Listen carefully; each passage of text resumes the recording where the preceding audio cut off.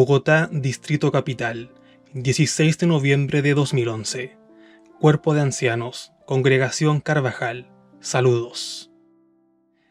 Es un lazo cuando el hombre terrestre ha clamado temerariamente «Santo», y después de los votos está dispuesto a hacer examen. Proverbios 20:25. Este texto refleja muy bien mi sentir. Es una encrucijada que se me ha pasado por la mente desde los pasados 4 años y medio, casi 5. Mediante la presente manifiesto mi deseo de no ser reconocido como testigo de Jehová ni como miembro activo de esta organización.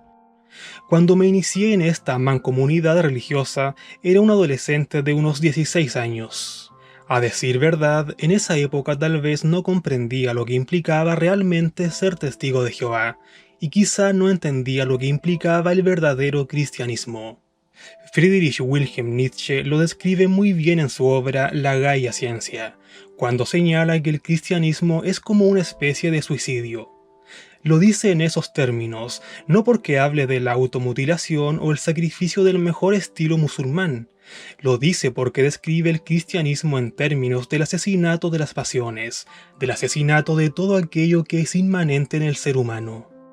Cuando se tiene 16 años, con el idealismo ingenuo exiguo de Empire a flor de piel, es difícil percibir que al tomar ciertas decisiones debe haber un sacrificio.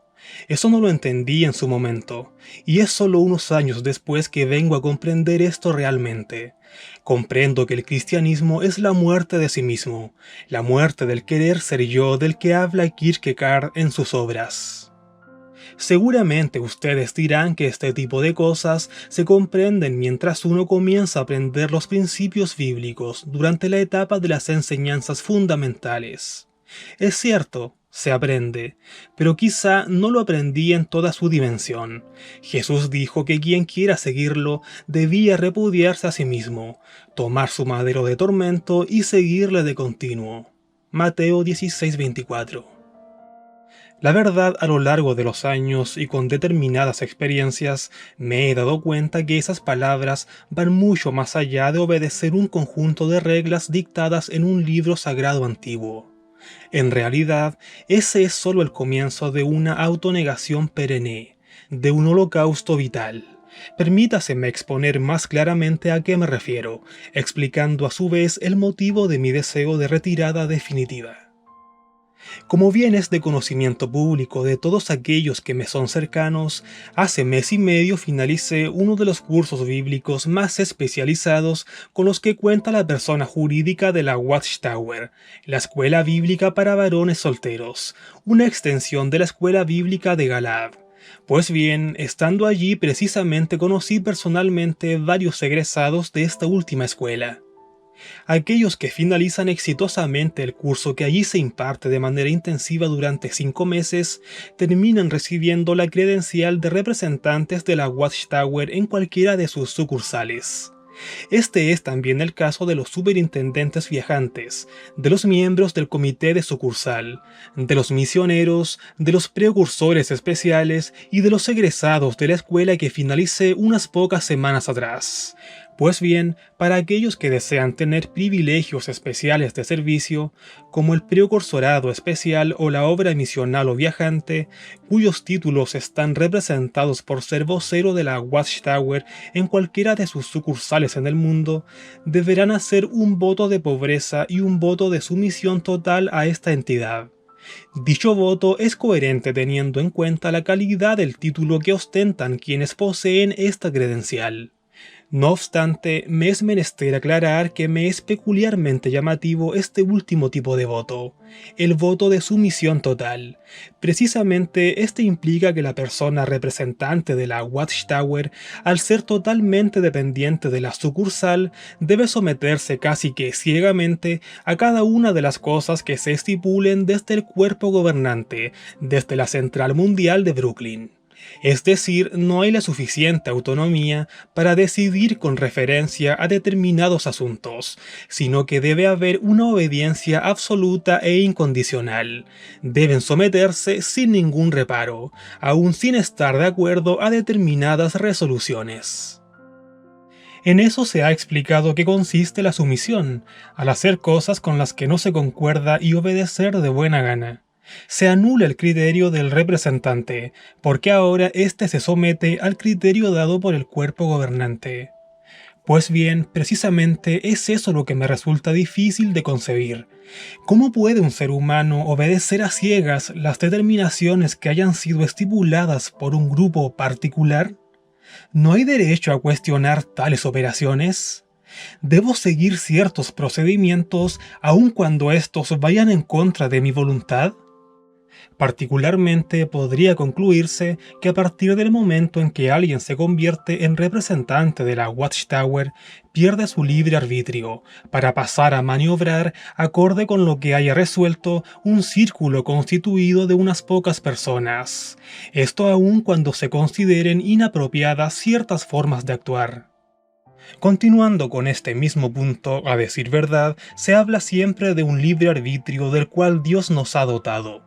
Pareciera que en el cristianismo, tal como me lo dijera un compañero de estudios hace varios años, se pudiera obrar de acuerdo a los dictados de la conciencia, según deja entrever un texto como 1 de Corintios capítulo 8, versículos 8 y 9. Esto en apariencia. No obstante, yendo más allá, se da uno cuenta que los hechos corresponden a otro fenómeno. Por ejemplo, un asunto que ha suscitado grandes disputas, inclusive entre los mismos testigos de Jehová, es el asunto de asistencia a centros académicos de educación superior.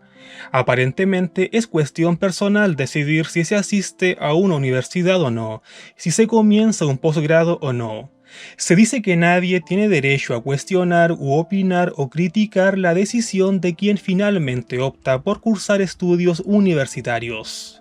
No obstante, cuando uno va a asambleas de distrito o circuito, especialmente se enfatiza con insistencia los peligros de asistir a este tipo de centros académicos.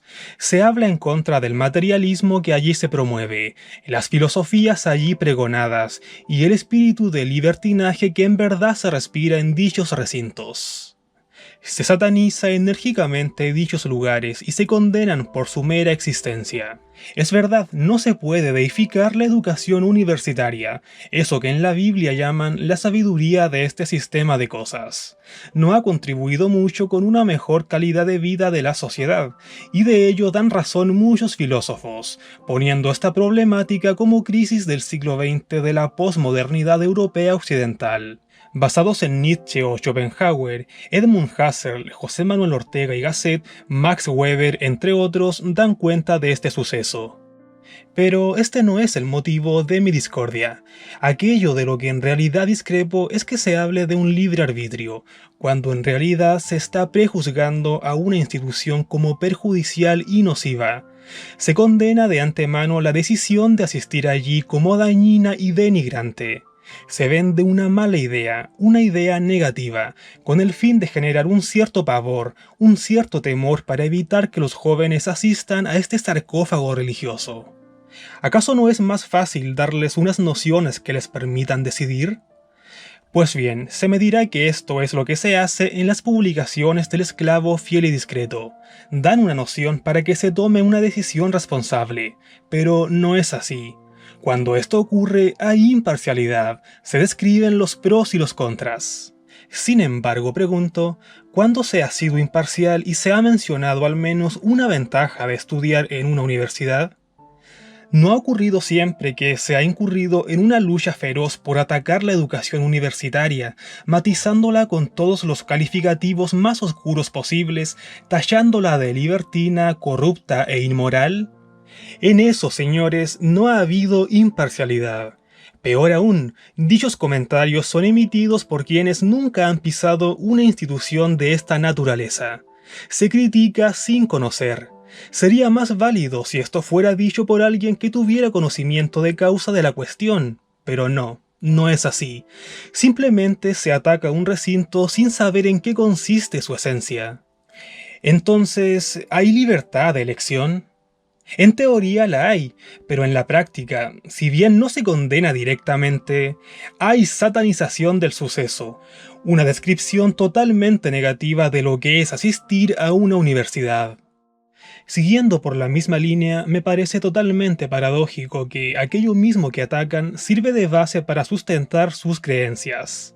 Cada vez que se trata de defender el porqué de la existencia de Dios o la autenticidad de la Biblia, se recurre a argumentos científicos. ¿Pero dónde se gesta la ciencia? La ciencia no se concibe como la imaginaban los griegos, con charlas vacuas en los jardines de Atenas, ni tampoco como lo que se imaginaron que le pasó a Newton en el siglo XVI, cayéndole una manzana sobre la cabeza y dando a luz una idea. El saber científico del que se sacan argumentos bíblicos de revistas como Despertad o La Atalaya, o libros como Existe un creador que se interese por nosotros, o El hombre en busca de Dios, la Biblia, palabra de Dios o palabra del hombre, la vida, cómo se presentó, por evolución o por creación. Toda escritura es inspirada de Dios y muchos otros han surgido del saber académico que ustedes tanto critican, de los centros universitarios, de destacados biólogos, físicos, médicos, antropólogos, filósofos, filólogos, psicólogos, sociólogos, historiadores y demás. Entonces, si bien es cierto que se dice que la principal autoridad de los testigos de Jehová es la Biblia, ¿qué se haría para convencer a un erudito de su mensaje si no fuera por ese despliegue de saber que tanto se ha vilipendiado? A él no le convence simplemente saber que la Biblia dice esto o aquello. Mucho más es necesario para lograr estos fines de persuasión. Pero al margen de todo esto, ¿no puede decirse entonces que ese saber académico que con tan malos ojos se ve le ha sido provechoso a todo el cuerpo gobernante para sus fines? ¿O es que acaso se es tan incoherente como para utilizarlo únicamente para las conveniencias persuasivas a las élites cultas? ¿Está dicho saber restringido a unos pocos? Solo el cuerpo gobernante debería estar informado de las novedades de la ciencia y publicarlas para sus fines persuasivos en ciertas situaciones al grueso de sus adeptos. ¿Es acaso inconcebible que alguien de la masa de testigos de Jehová rasos puedan conocer otras cosas distintas a las que el cuerpo gobernante tiene acceso? Y lo que me parece más antiético, se vale de la propia institución que tanto critica para mostrar la veracidad de su mensaje. ¿No es apenas lógico que, si tanto la abomina, no la utilice para sus propios intereses? Son preguntas que me surgen apenas. De esta manera concluyo, con referencia nada más a este primer punto, que se nos habla de respetar el libre arbitrio de los demás. Se nos habla de la libertad de elección, pero a la vez es casi que inadmisible que un testigo de Jehová adquiera ciertos saberes seglares a causa de la peligrosidad que corre su fe, a la par que utilizamos dicho conocimiento para convencer a aquellos que no comparten el mensaje de las buenas nuevas del reino. En realidad, pertenecer a la comunidad religiosa de los testigos de Jehová implica una mutilación del propio pensamiento, implica utilizar la capacidad intelectual para los fines del cuerpo gobernante, implica someterse totalmente a los designios de un grupo de individuos, implica coartar el libre albedrío, la capacidad frente a la toma de decisiones y la validez de un discurso que acepto aún en contra de mi voluntad. Es como lo dijera una canción de metal acerca de las religiones cristianas. Vino la ciega devoción que taladra tu cerebro. La verdad, no es mi deseo someterme incondicionalmente a los criterios de un pequeño grupo con referencia a asuntos de mi vida particular. No es mi deseo tomar decisiones que aparentemente son cuestiones de conciencia, que en último término serán juzgadas por otros. No es mi deseo someterme a las estipulaciones de otros, que controlarán asuntos de mi vida personal, que me digan qué hacer o qué metas anhelar. No deseo vivir en conformidad con los valores que me dicte un grupo, porque además, tal como lo diría Erich Fromm, al ser el cristianismo un fenómeno permeado de tanto helenismo, termina importando más la creencia, la doctrina, que la misma actitud, que la misma conducta. Importa más lo que se cree, lo que se ha dicho, que lo que en realidad se puede estipular como bueno. Es decir, en la creencia cristiana se está errado si no te sometes a la creencia que se ha institucionalizado, importando eso más así eres un ser integral. Entonces me someto a un grupo de personas que me consideran perverso por leer filosofía y no creer en el cristianismo ni compartir sus ideas, aun si uno se caracteriza por sus actos humanísticos y bondadosos. Pues bien, según se ha enseñado en las publicaciones de los testigos de Jehová, solo puede ser justo o bueno aquel que practique esta religión, siendo todas las obras caritativas nulas de alguien si no se ha inscrito en sus filas. Importa más la doctrina, someterse a lo que piensa quien dirige esta organización, que los buenos actos que pueda hacer quien es ajeno a esta mancomunidad. De este asunto me siento particularmente afectado.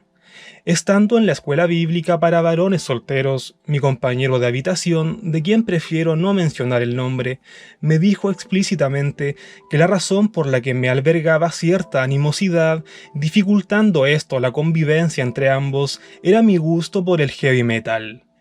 Importando más esto que el hecho de que yo me esforzara por darle dádivas que ayudaran a limar asperezas. Importando más ese hecho de una preferencia personal que el cuerpo gobernante ha criticado que el hecho de que me esforzara por ser diligente en mis asignaciones, cordial y servicial con el resto de personas. Me despreció por una preferencia personal, no por algo realmente serio como mi forma de comportarme con los demás. Entonces, ¿se identifica a los verdaderos cristianos por sus frutos, como lo dice Juan capítulo 13, versículos 34 y 35? No, se identifican más bien por su doctrina, por su capacidad de sometimiento, sumisión y abnegación en favor de los dictámenes del cuerpo gobernante, de la capacidad de negación de su pensar para validar el discurso de otro.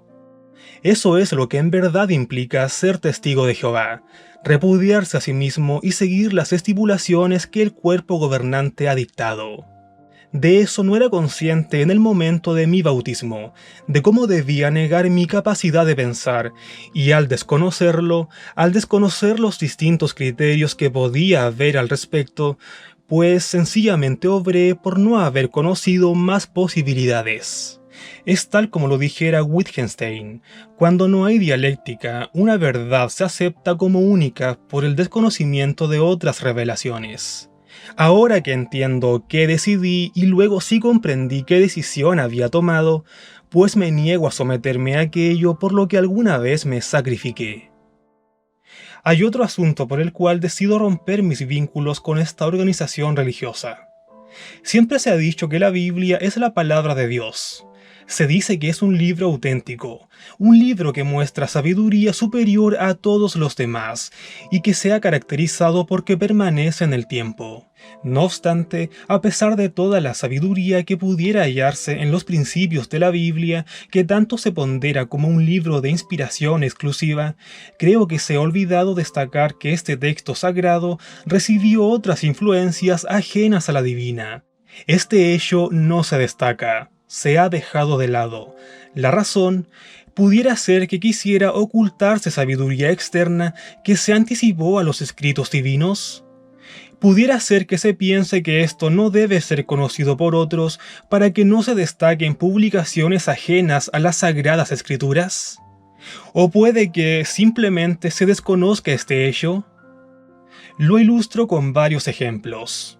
Los judíos de la diáspora. Los judíos de habla griega esparcidos por el Imperio Romano. De ellos seguramente Pablo provenía. El judaísmo, la religión que practicaba Pablo, no era únicamente el Pentateuco o los profetas. En realidad, el judaísmo era la doctrina judía permeada de doctrina griega. Entonces Pablo conocía ciertamente las enseñanzas de Aristóteles, Sócrates, Platón, Heráclito, Parménides, Pitágoras, Hesiodo, Homero, en fin, de todos estos sabios de la antigüedad clásica. Así las cosas, algo del helenismo tuvo que dejar mella en Saulo de Tarso. Para ir más allá, al leer libros como La República de Platón o La Política y la Metafísica de Aristóteles, hay aún ciertas similitudes entre lo que decía Pablo y estos otros pensadores. Por ejemplo, Sócrates destacó en diversas ocasiones que el hombre no debía casarse a una edad muy temprana para formar su familia. Él hablaba de 40 o 50 años en ese tiempo. ¿No es esto similar a lo que dijo Pablo en la primera carta a los Corintios, en la que destacó que quien deseara casarse esperara hasta que pasara la flor de su juventud?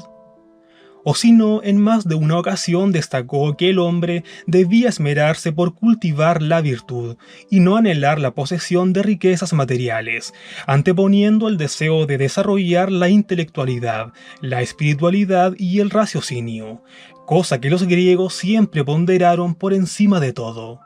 Eso lo hacía permanentemente en todas sus obras.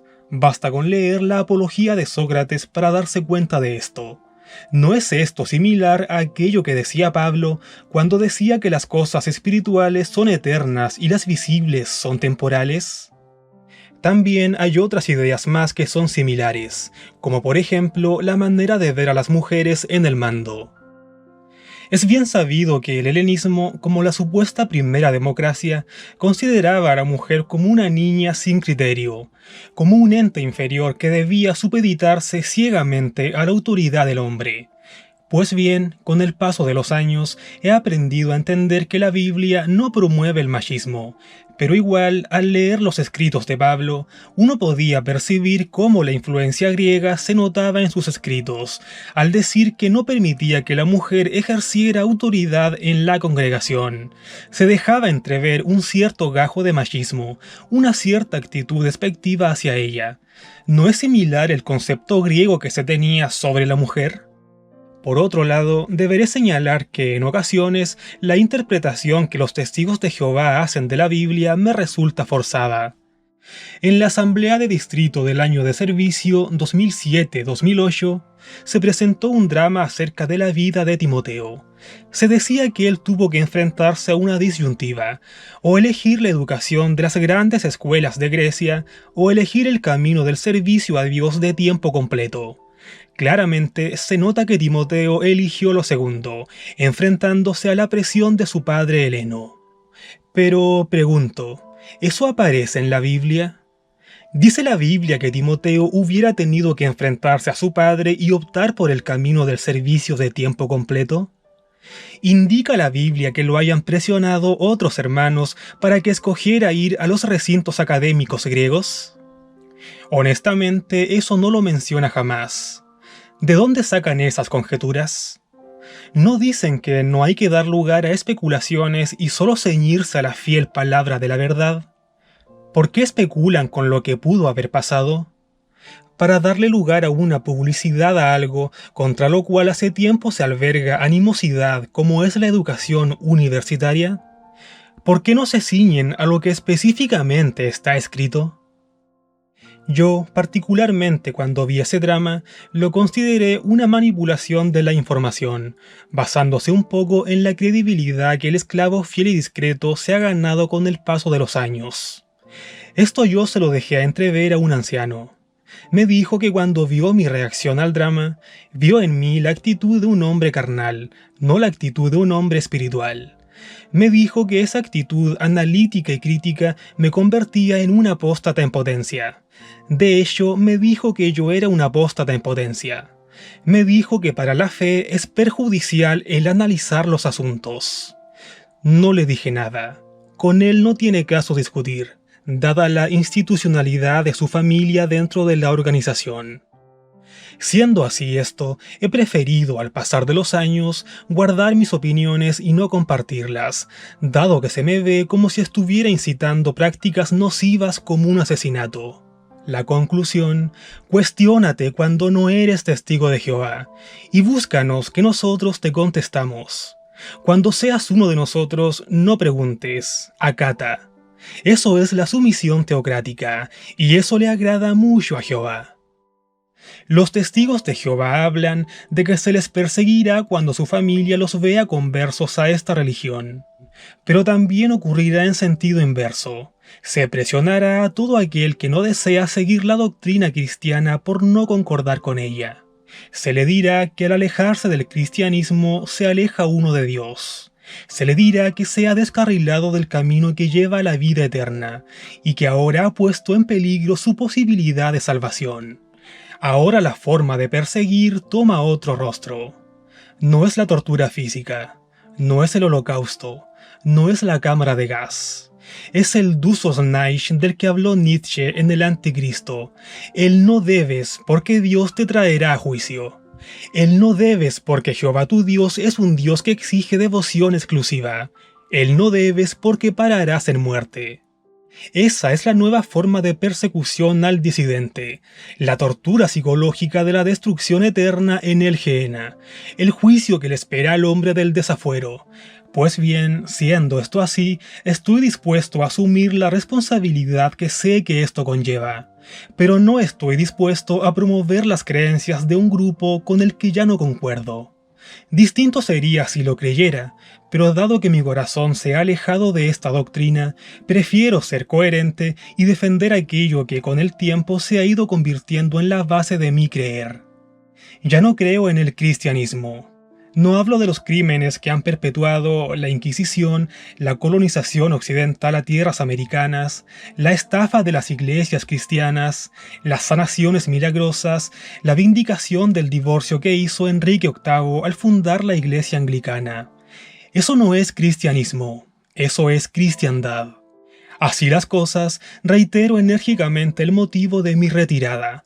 El sometimiento a ciegas de las directrices de un grupo de personas, la condena despiadada y absurda a la toma de decisiones personales que no concuerden con el consejo de la Watchtower y sus representantes, la especulación en las interpretaciones de ciertos pasajes de las Escrituras, y la venta de la idealización de la mancomunidad Watchtower como una organización de personas de bien, ocultando que en realidad allí puede haber personalidades perversas, tal como las hay en todas partes.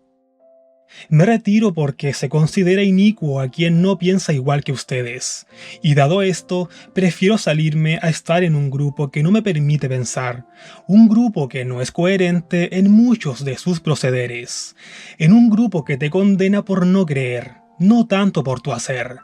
Charles Taze Russell y Joseph Rutherford dijeron: si alguien ha conocido un mejor camino en la vida que este, que lo siga.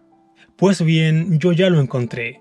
Es mi libre arbitrio, mi libertad, mi conciencia.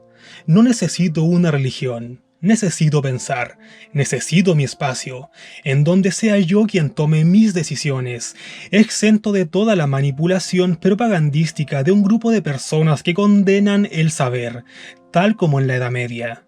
Saber disfrazado de racionalidad, escondido detrás de dos palabras: cuerpo gobernante.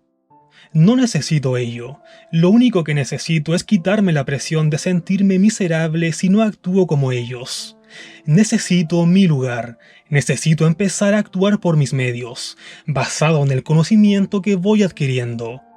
No se piense que esto me hará un ser promiscuo, licencioso o inmoral. Hay límites, y eso lo aprendí aquí. Muchas gracias por estos años. No se niega lo que aprendí durante tanto tiempo, pero no me quiero someter ciegamente a otra autoridad, ni hacerle propaganda a quien me considera pecador por pensar, por decidir por mí mismo. Créanme que he conocido mucha gente que no es religiosa, y puede llegar a ser mejor que muchos adeptos de esta iglesia. No se necesita una religión para ser una persona integral. Nietzsche decía que el peor error de los hombres era seguir a un ídolo, a una institución. De ello ya me he dado cuenta. Así no voy a seguir una institución, lo peor es tratar de encajar con ellas. Simplemente deseo hacer uso del pensar sano y mi racionalidad para ser responsable y autónomo, buscando el bien para mí y los que me rodean.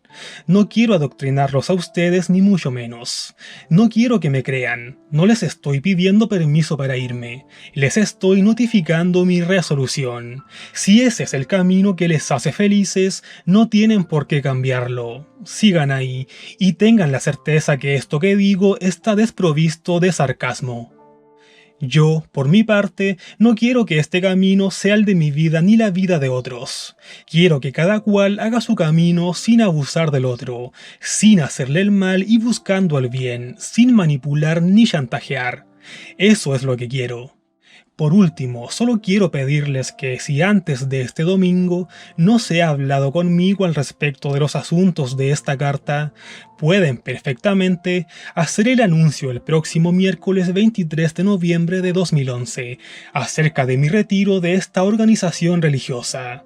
No veo problema en ello, y si hablo con ustedes, espero como condición fundamental que no me traigan publicaciones de la Watchtower ni se preparen para persuadirme de algo para lo cual ya estoy resuelto.